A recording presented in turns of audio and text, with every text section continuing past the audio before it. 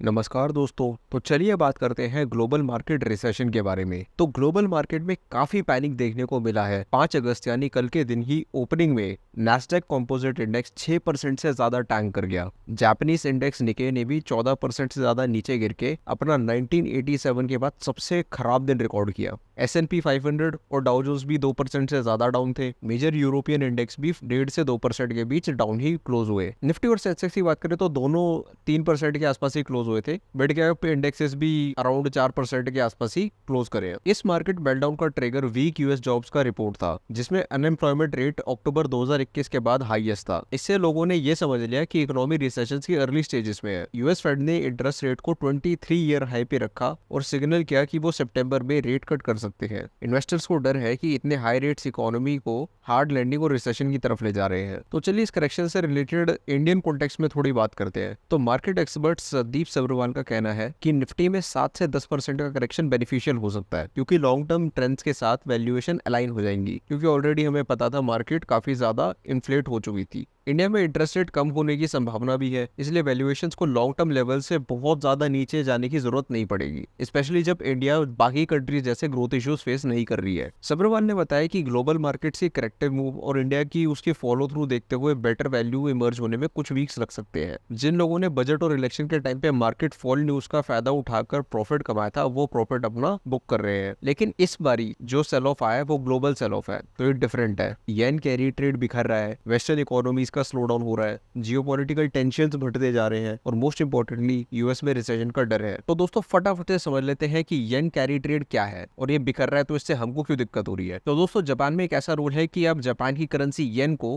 बोरो कर सकते हो ऑन जीरो इंटरेस्ट और उसको आप फिर कहीं पे भी इन्वेस्ट कर सकते हो। तो अगर आप देखोगे तो दुनिया में जहां पे भी पैसा लगा है वो बहुत सारा जापान का पैसा लगा होता है। That includes all your developing economies including India. अब रिसेंटली जापान ने इस जीरो इंटरेस्ट रेट को चेंज करके 0.25% कर दिया। इसकी वजह से जितने भी इन्वेस्टर्स थे ऑल अराउंड द वर्ल्ड वो अपनी अपनी जब भी इन्वेस्टमेंट है येन की वो उसको निकालने लगे। अब क्योंकि इन्वेस्टमेंट इतनी ज्यादा थी कि जैसे उन्होंने निकाला तो मार्केट टैंक करने लग गई और उसी का नतीजा हम ये देख रहे हैं। तो चलिए आगे बढ़ते हैं और बात करते हैं एक और इम्पोर्टेंट खबर की जो बांग्लादेश से आ रही है। तो दोस्तों कल की वीडियो में मैंने आपको बताया था और आज भी अपडेट कर दे रहा हूँ कि बांग्लादेश का पॉलिटिकल सिचुएशन अभी बहुत ज्यादा खराब हो चुका है। बांग्लादेश का माहौल इतना ज्यादा खराब हो चुका है कि उनकी प्राइम मिनिस्टर शेख हसीना को वहां से रेजिग्नेशन देना पड़ा और इंडिया में आकर शरण लेनी पड़ी। अब लग रहा है कि बांग्लादेश की आर्मी ही इंटरिम गवर्नमेंट सेट करने वाली है। इंडिया ने भी अपनी तरफ से बीएसएफ को हाई अलर्ट इशू कर दिया है। इंडो बंगला बॉर्डर पे अराउंड 300 ट्रक अभी स्टक है। एयर इंडिया और इंडिगो ने अपने सारे ढाका फ्लाइट्स को सस्पेंड कर दिया है। शेख हसीना इंडिया में फॉरेन मिनिस्टर एस जयशंकर और एनएसए अजीत डोभाल से मिली है। शेख हसीना की रेजिग्नेशन के बाद खालिदा जिया, जो कि बहुत ज्यादा प्रो चाइना और प्रो पाकिस्तान पॉलिटिशियन है, उनको रिहा कर दिया गया। अब इस सीन के बाद बांग्लादेश का पॉलिटिकल सिनेरियो काफी वोलेटाइल सा लग रहा है। शेख हसीना के अंडर इंडिया ने बांग्लादेश के साथ रेलवे, रोड और इंडियन वाटर कनेक्टिविटी जैसे कई सारे प्रोजेक्ट्स पे कोलैबोरेट किया था। बांग्लादेश की आर्मी जनरल वेकर उर जमान बांग्लादेश की ऑपोजिशन पॉलिटिकल पार्टी बीएनपी से बात कर रहे हैं। अब इंडिया के लिए कंसर्न की बात ये इसलिए है क्योंकि BNP generally anti India stance ही रखती है। तो चलिए दोस्तों बांग्लादेश से निकल के हम चलते हैं कुछ फाइनेंस न्यूज पे और बात करते हैं सेबी के बारे में। तो सेबी ने एसेट मैनेजमेंट कंपनीज में इनसाइडर ट्रेडिंग, फ्रंट रनिंग और फ्रॉडुलेंट ट्रांजैक्शंस को डेटर करने के लिए एक इंस्टीट्यूशनल मैकेनिज्म इंप्लीमेंट किया है। इसके अंतर्गत एएमसीज को कुछ स्टेप्स लेने पड़ेंगे, जैसे कि उनको रिटर्न पॉलिसीज बनानी होंगी और पोटेंशियल मार्केट अब्यूज केसेस में एक्शन लेकर हाफ ईयरली ट्रस्टी रिपोर्ट में सेबी को सबमिट करना होगा और पोटेंशियल मार्केट अब्यूज केसेस के लिए एस्केलेशन पॉलिसी ड्राफ्ट करनी होगी। इसी के साथ clearly documented whistle blower policy codify करनी पड़ेगी और आखिर में AMFI which stands for association of mutual funds of India के साथ कंसल्टेशन में स्टॉक एक्सचेंजेस और डिपॉजिटरीज के साथ म्यूचुअल फंड्स के डाटा को शेयर करना होगा। सेपरेट बट रिलेटेड नोट पे trading in mutual fund units भी जल्द ही सेबी की prohibition of insider trading regulation का पार्ट बन जाएगा। तो चलिए दोस्तों इसी के साथ बात करते हैं एक टेक की खबर के बारे में। तो रिसेंट वीक्स में एआई लिंक स्टॉक्स जैसे Microsoft, Amazon, Apple, Nvidia, Alphabet, Meta और टेस्ला ने सिग्निफिकेंट डिक्लाइंस देखे हैं। इन कंपनीज के शेयर प्राइसेस 10% से ज्यादा टैंक हो चुके हैं since their peak in July. Weak US economic data और हाई टेक वैल्यूएशंस ने स्टॉक को हिट किया है। एलिट मैनेजमेंट हेज फंड ने एआई को ओवरहाइप्ड कहा है और एनवीडिया को बबल में होने का इंडिकेशन दिया है। वैसे तो हाई वैल्यूएशन भी एक कंसर्न है। एंजेलो जीनो जो कि टेक एनालिस्ट है सीएफआरए रिसर्च में, उनका कहना है कि वैल्यूएशंस 20 इयर्स हाई पर थी